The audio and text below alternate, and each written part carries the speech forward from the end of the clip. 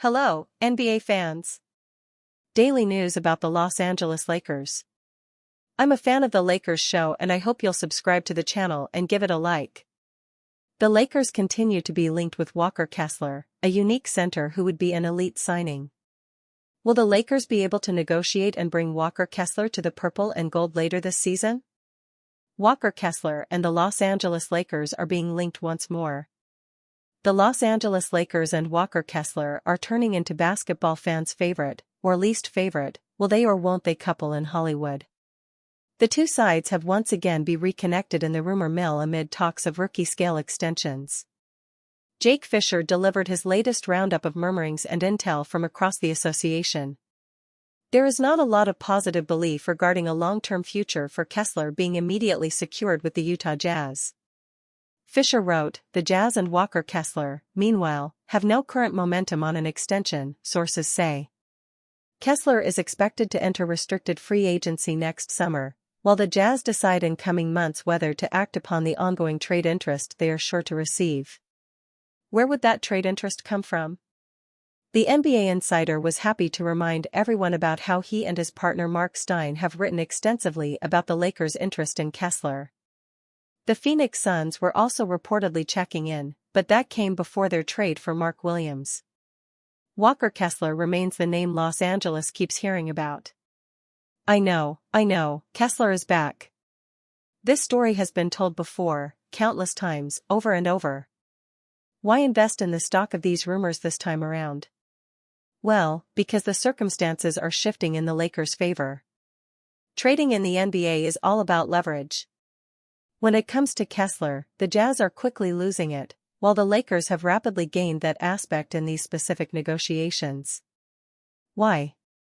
Well, that's pretty easy to answer, actually.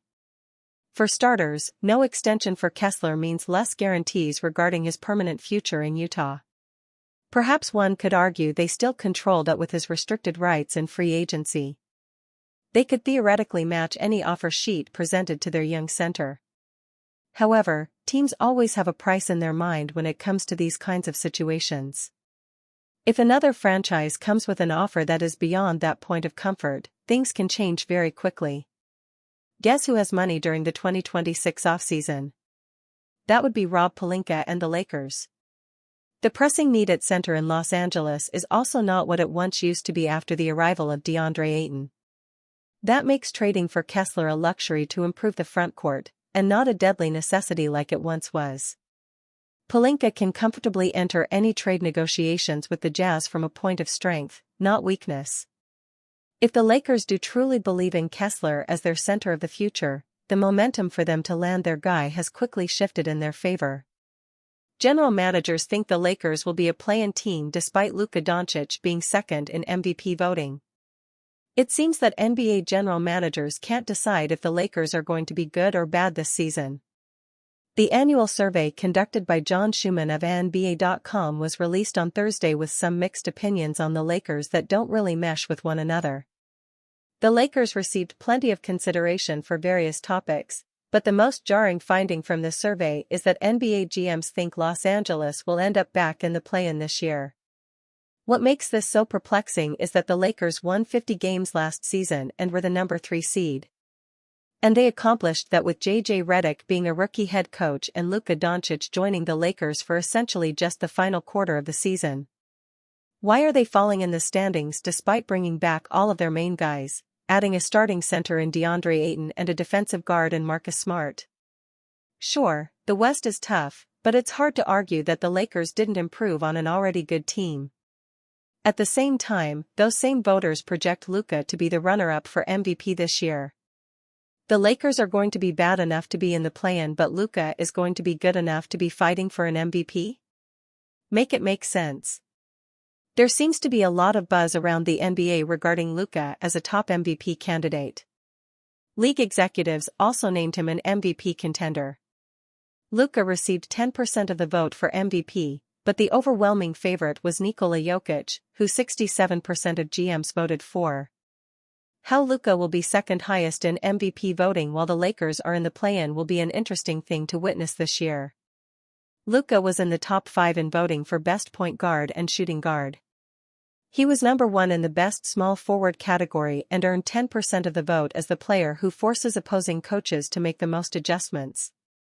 LeBron James was also peppered throughout this general manager survey.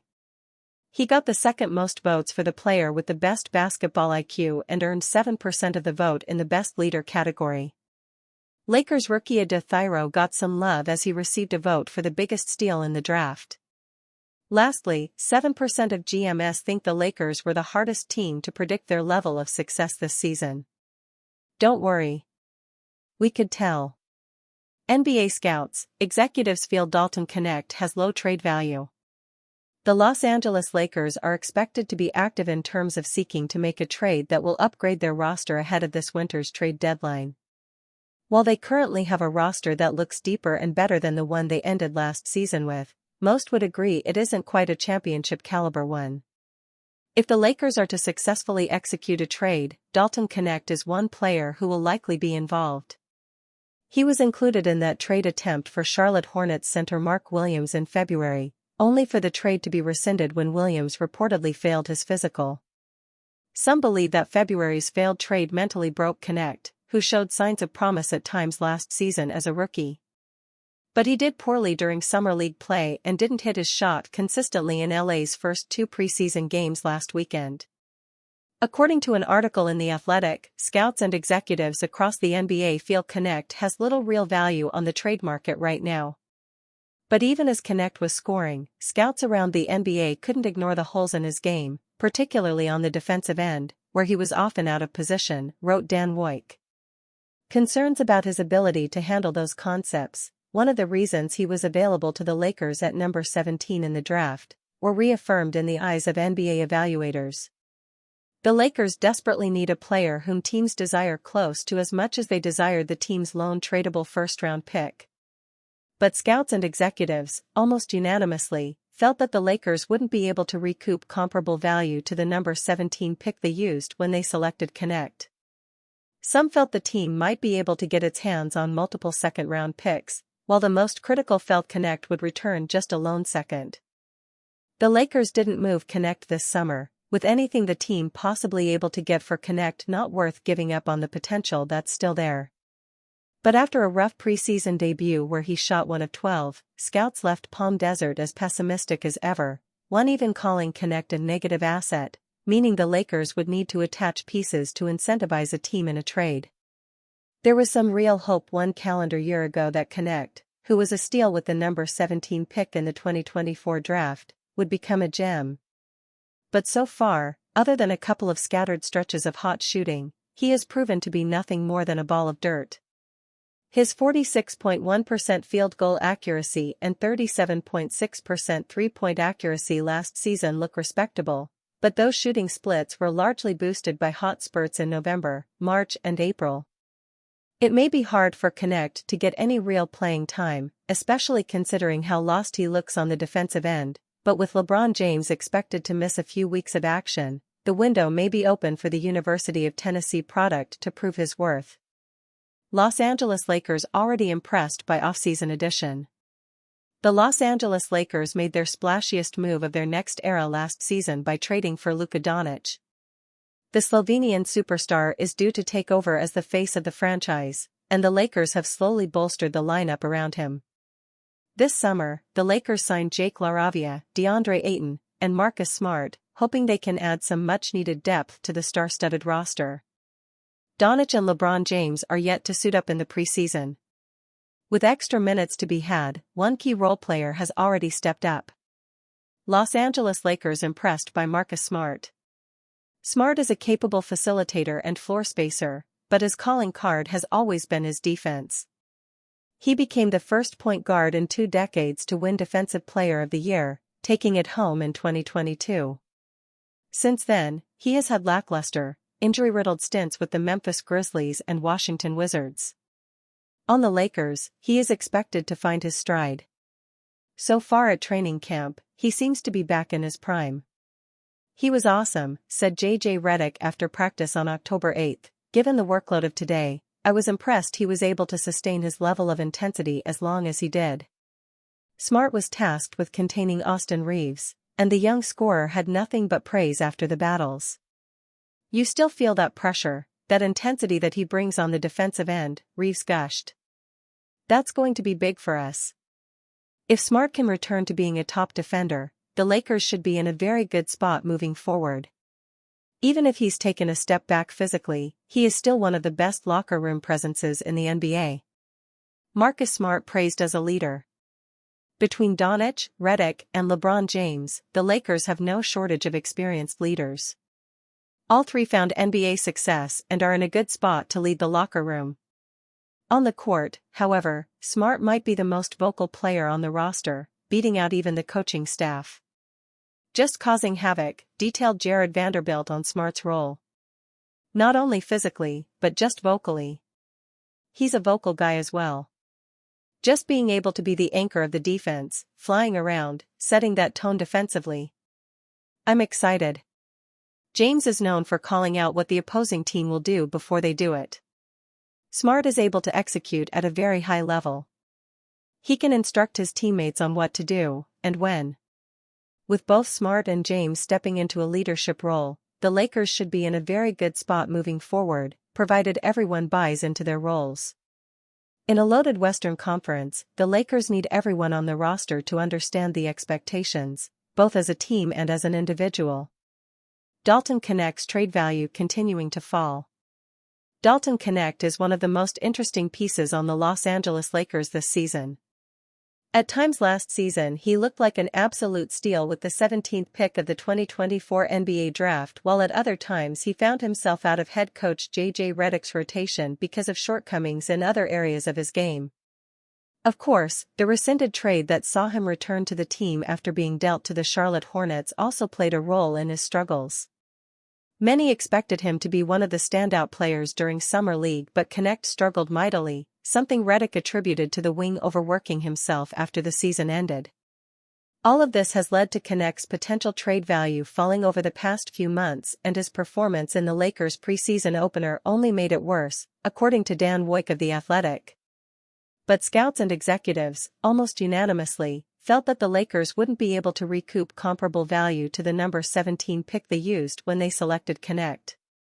Some felt the team might be able to get its hands on multiple second-round picks, while the most critical felt Knecht would return just a lone second.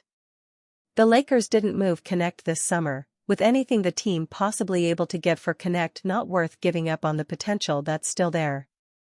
But after a rough preseason debut where he shot 1 of 12, scouts left Palm Desert as pessimistic as ever, one even calling Knecht a negative asset, meaning the Lakers would need to attach pieces to incentivize a team in a trade. The Lakers and Rob Pelinka have been open about potentially making moves during the season if they feel it will improve the team. With limited draft picks to be moved, however, someone like Knecht would need to be included in order to bring back a valuable player, but that won't happen as Knecht isn't viewed as a positive asset. Knecht certainly has some skills and he had some excellent performances during his rookie season. But these struggles the past few months are extremely noticeable, and he could easily find himself out of the rotation this season, which would only continue to lower his trade value should the Lakers try to move him. Lakers' Dalton Knecht starting to get his legs underneath him. After a rough opener, Dalton Knecht looked a bit better in the Lakers' second preseason game against the Golden State Warriors when he finished with 12 points, 6 rebounds, and 3 assists. And Knecht feels he is beginning to get his legs underneath him. Los Angeles Lakers need to entertain a bigger trade. With Knecht's value tanking, the only real way to boost his stock would be to play him more and show would-be buyers that he is not a total liability. However, that comes with a lot of risk. In an effort to show that he's a talented player, the Lakers will need to prepare for the reality that he could simply not be one. Should Knecht's value never bounce back to his pre-draft levels, Los Angeles might have to have serious discussions about Austin Reaves. If he is not a long-term piece, parting with him now instead of before he hits free agency needs to be a priority. Reaves is the only player who could bring a true star back to Los Angeles. If Reaves isn't Luka Doncic's long-term second option, he will need to be flipped for someone who can be. Lakers could pull a Kareem repeat with Giannis after trade remarks. The Los Angeles Lakers' dream of pairing Giannis Antetokounmpo with Luka Doncic may not be dead after all. The possibility regained life after the Milwaukee Bucks superstar addressed the swirling trade rumors linking him to the New York Knicks, leaving just enough ambiguity to keep other contenders, including the Lakers, watching closely. Giannis addresses trade rumors. On Tuesday, ESPN's Shams Charania reported that the Knicks and Bucks engaged in an exclusive round of trade talks in August after Antetokounmpo identified New York as his preferred destination outside Milwaukee. Those conversations, however, never advanced beyond the exploratory stage. "First of all, I haven't read that story," Antetokounmpo said following Wednesday's practice. "When the season starts, I try to get off social media and focus on my craft and the team. But yeah, I've said this many times, I want to be in a situation where I can win, and right now, I'm here. I believe in this team. I believe in my teammates. I'm here to lead this team to wherever we can go. It's definitely going to be hard, but I'm here. So all the other extra stuff does not matter."